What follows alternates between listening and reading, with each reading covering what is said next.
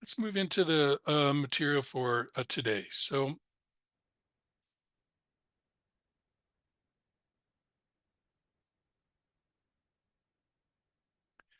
going to start with kind of a discussion of open science for seismology.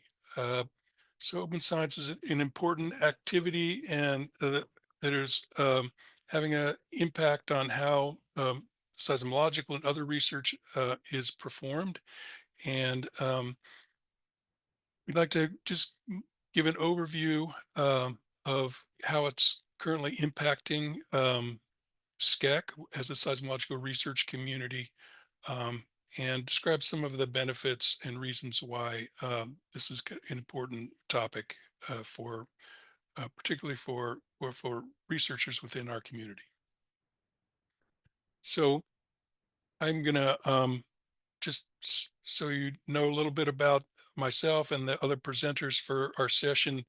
We've created a brief bios. I'm a computer scientist for statewide center at USC. I've been developing seismological research software for 30 years. I have a career path that started in commercial software on commercial two-way radios, aerospace command and control systems, and into real-time earthquake monitoring, and now earthquake ground motion simulations. I have a background in electronics and physics and computer science, and currently involved with uh, multiple development projects, including the Quakeworx Gateway. Also today, you'll meet and hear from Fabio Silva. He's also a computer scientist at SCEC with more than 25 years developing research software and cyber infrastructure. You'll also hear from Mei-Hui, another computer scientist at USC. She's been developing software for more than 30 years on both commercial and research areas. So both Fabio and Maeve made significant contributions to the software you'll see and to the workshop. So let's start in to the topic of open science by trying to express, the importance and the benefits to try to motivate why this is worth learning about. Um, I'll start with kind of the basic observation that modern seismological research is data and computing intensive. So it's inescapable. Um, and here are a couple examples, both from a software that you'll hear about during the workshop. On the left is a visualization of the Ridgecrest earthquake based on results from the Seisol software. If you see in the center of the image, there's some almost look like ribbons. That would be a fault model that the model of the earthquake rupture on. And this is the type of fault model that will one of our exercises will work on how to retrieve and where to get a fault model such as that. On the right, it's an image from it's an aftershock forecast as for the Ridgecrest sequence as generated by the USURF ETAS software. This is a um, the USURF outputs catalogs of different kind of probability, and I think this was 97.5 percentile. So it's not the absolute busiest possible aftershock forecast. But these are examples of computational research and clear evidence that they're computing and data intensive. Put a link here to a collection of animations that show some additional computational research as performed by SCEC in the recent years. So another reason why open science is important is kind of the pervasive and the full spectrum of groups interested in working in this area across, academic, government, and commercial areas. On the left, it's a research group that's talking about their geoscience open source practices. In the center, we see USGS describing the year of open science. And then on the right is the commercial organization, Esri, talking about how they support open science. So clearly, across a full spectrum of activities, open science is practices are having an impact. You can also look at very kind of practical benefits. So, which is the kind of amazing amount of seismological information that's readily available. So, and this is due to the open science practices. In this case, in particular, as performed by USGS, but also EarthScope. On the left, I mean, there's a near real-time display of recent earthquakes easily available. If you feel an earthquake, you can go to this USGS map and get information within minutes of what's happened. And on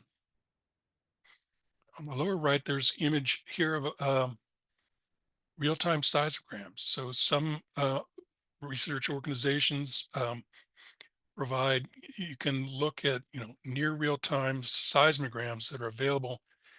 And you can basically watch the ground motions in real time. So this is through IRIS. You can watch the ground motions at USC. Another reason open science may be important for researchers and students and researchers is that you participate in an NSF project. They ask for a biosketch, and they ask for information about your peer-reviewed publications, but also your open science data sets and software and data products. So if you're interested in having a well-rounded or comprehensive research credentials, having experience and contributing to and developing open science products helps build your research credentials.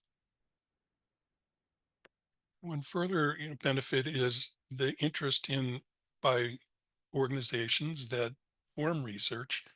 They're looking for people that have the open science skills.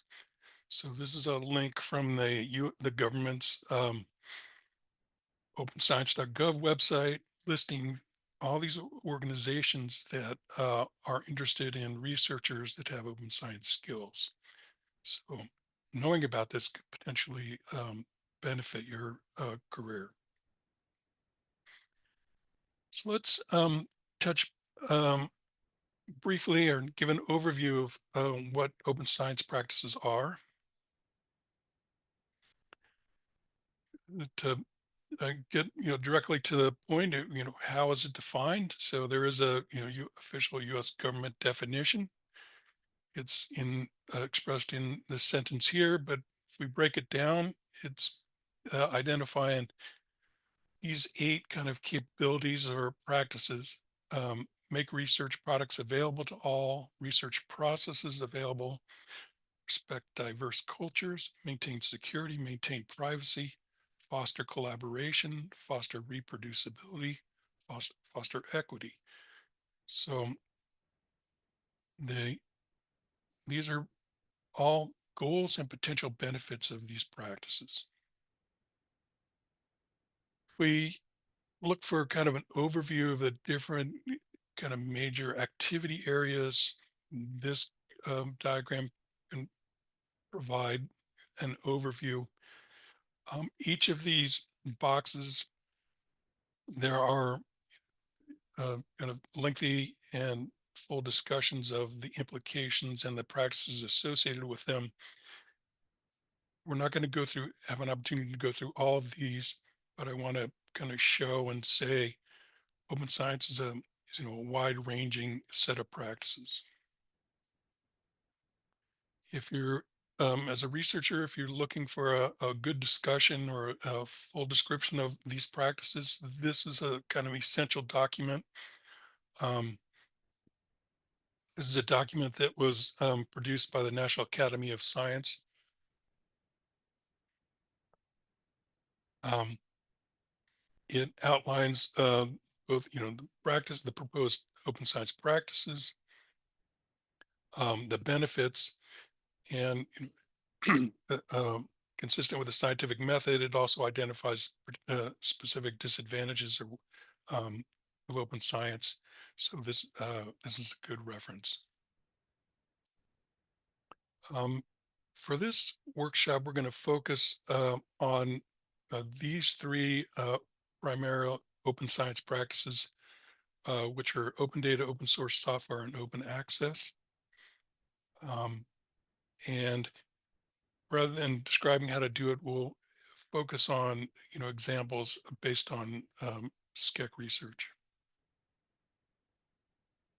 One of the questions we've faced on previous discussions about open science is what's the connection between open science and FAIR principles and principles and practices. So FAIR practices are an important initiative and activity within the research community. It refers to capability of findable, accessible, interoperable, and reusable um, characteristics we want from our research data. In my view, FAIR practices are a data-oriented subset of open science practices. So FAIR principles and practices help make research data more easily discoverable. Open science practices include FAIR, but include additional goals related to open software, open hardware, open access. So let's try to make it specific. And open science practices are important for full range of scientific domains. But our focus on this workshop is seismological research. SCEC is a seismological research organization, and so we've prepared some examples of how SCEC is using open science practices and how it's impacted um, uh, the way we do research. So let's start with open data. So one of the practices SCEC has adopted, the open science practices, is registering important data sets on research data repository. We commonly use Zenodo. If you go to Zenodo and do a search for SCEC, you'll find a collection of data sets. So including, see here, the SCEC community rheology model, SCEC community fault model. You'll notice that there's a identifier that these are both data sets. So by before we contribute this data, we have to include a good description, so provide sufficient metadata. And then when we register it in Zenodo, we get a number of benefits, including a digital object identifier for our data set, but also it makes our data much easier to find. So if we're posting these data sets on our own website or something like that, the research community may not know to look, but if you can go to Zenodo and look for SCEC, it makes our data much more easily discoverable. We do a similar thing using posting data and registering it in a data repo. This is an example of posting our ground motion simulation data on a design safe science gateway developed for civil engineers. Again, this makes our research data more easily findable and accessible. Another practice for open science practice is important is the inclusion of both data and metadata. When people retrieve information from our community velocity model viewer, you can get, if you'll see down at the bottom, you can get plots, you can get the data that was used to make the plot, but you also get a metadata file. So that's a description of what the data represents, and that makes the data much more usable. We also use open source. Another significant impact of open science has been kind of adoption of open source for hosting and distributing our research codes. This use of an this is not specifically a software practice, but want to mention it because it's occurring more and more frequently. Basically, researchers are often asked for a unique identifier. We typically use work IDs. This allows persistent ID to uniquely identify your work and contributions. I feel I have an unusual last name, but even someone with unusual last name like me, I can go to Google Scholar and search for Philip Maechling, and there are definitely more than one Philip Maechling who performed research. So with a common name would be even more ambiguous who it's referring to. So now we're often asked to provide our work ID to uniquely identify ourselves.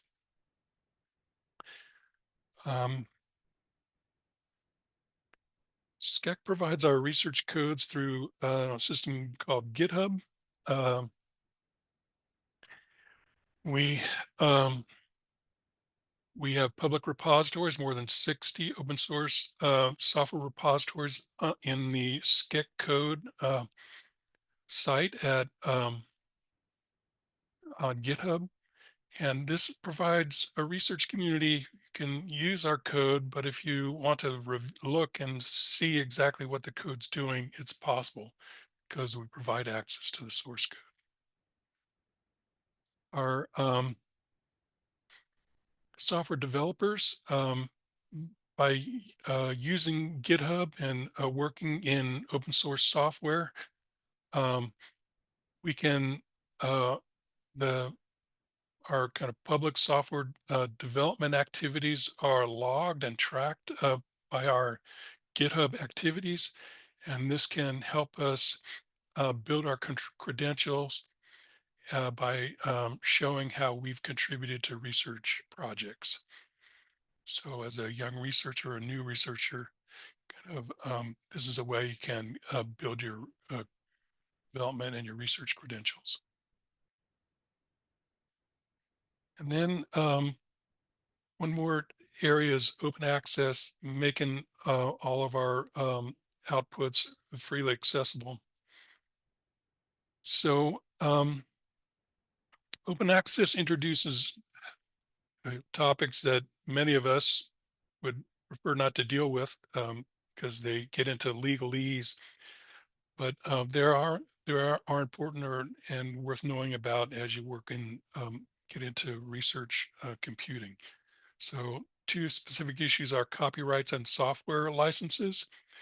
We're not lawyers, so we rely on other sources with guidance on these issues. For copyright, we use Creative Commons, and for software licenses, we use opensource.org. But just a kind of a simple idea for copyright, if we want to allow people to use and potentially contribute or extend our documentation, we put a copyright, a notice on it called Creative Commons CC by 4. This permits others to reuse our work, modify and extend it as long as they acknowledge our work as the original source. So you can see this used in some of our software documentation where we've got the CC by 4 notices. In addition, software licenses for NSF projects, it's important to demonstrate that you're having a broad impact, that your work is having an impact. Having users of your software helps demonstrate that impact. If your software is adopted by commercial or government uh, organizations, that is good evidence of you're having an impact. But our experience is government and commercial users won't use your software unless it's got a clearly stated software license. So our default is called BSD3, and we selected this based on advice from USC's research organization. This is considered a permissive software license and allows others to copy, modify, and use and modify our software as long as they acknowledge us as the original. And one more area of providing open access is to conduct our software development and our meetings in a way that with a code of code of conduct to ensure an open and inclusive research community, so where everyone is welcome. So this also is a practice that we've adopted to help um, ensure our work is accessible. So last kind of topic here is the connection between open science and science gateways. And the intent and the connection is that science gateways provide capabilities that support open science practices. So this is my brief overview of or simplified diagram of what a science gateway is, or how key capabilities. On the left, users interact with the system through a web browser. In the center is cyber infrastructure that implements the gateway. We use cyber infrastructure from SCEC called One Science Place. Installed and managed by that infrastructure are curated science applications and research data.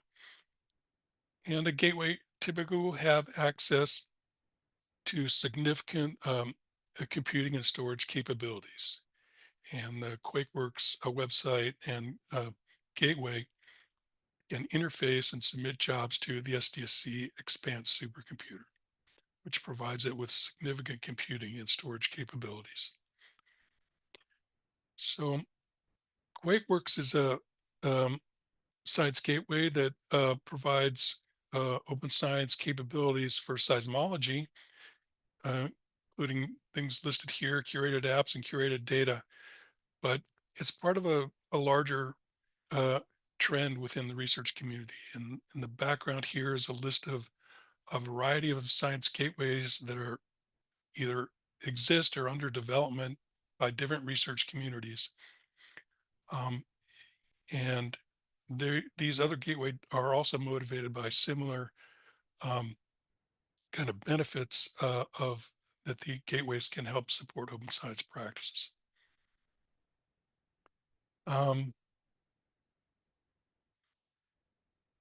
In my view, science gateways represent a new approach to scientific computing. Over the last few decades, while I've been involved in the field, the typical geoscientific researcher activity would be to write your own scientific software and to run on a Linux command line. This, but we recognize there are many barriers to new users. If someone wants to use my research software, one of the most obvious or initial barriers is, how do I install it on my computer? Do I have the right kind of computer? Do I need root access? Questions like that. So science gateways help kind of reduce these barriers and make it easier to use complex research software. So these are a list of potential open science benefits related to science gateways. simple access to working versions of complex software, access to significant computing, increase the potential computational scale. It offers the operation of complex computer servers to experts who are good at that, may not be seismologists, provide methods for publishing data and metadata, and support for computational workflows. So all of those are potential open science benefits from the science gateways. And in this workshop, we hope that your experience will show that the Quakeworx Gateway lowers barriers for use of our seismological research software. So with that, that's kind of the introduction to open science that we want to prepare or want to present. This point, I think if there are any questions, be ready to address those.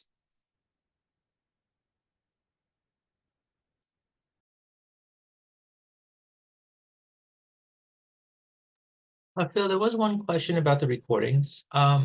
Is the intent of the recordings will remain online indefinitely? Yes, I think that's right. Yeah, along with the presentation materials. So yeah, you will be yeah, consistent with how the previous workshop was done. So much of that material is still online. So yes, I think that's the current plan. Okay, great. Thanks for clarifying. Okay, well, we've got about a few minutes here before we start our exercises. So why don't we take a short break, and looks like 9:45, Scott, is where we'll start our exercise. That's right. Okay, and so the first exercise for today, we're gonna uh, post a PDF, a link to a PDF in the chat, and that's the material that we'll work through here.